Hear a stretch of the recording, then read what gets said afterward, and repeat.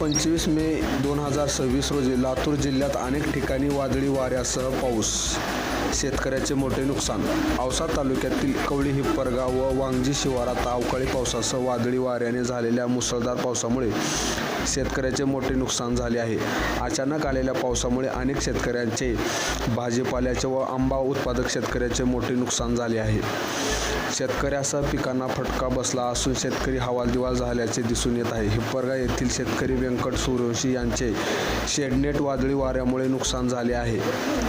गोपाळ सूर्यवंशी यांच्या काढणीसाठी आलेला कांदा पावसामुळे भिजून खराब झाल्याचे दिसून आले. तसेच सुदाम नारायण सूर्यवंशी यांचा कांदा पावसामुळे पाण्याच्या प्रवाहात वाहून गेल्याचे दिसून आल्याचे मोठी आर्थिक नुकसान झाल्याचे दिसून आले.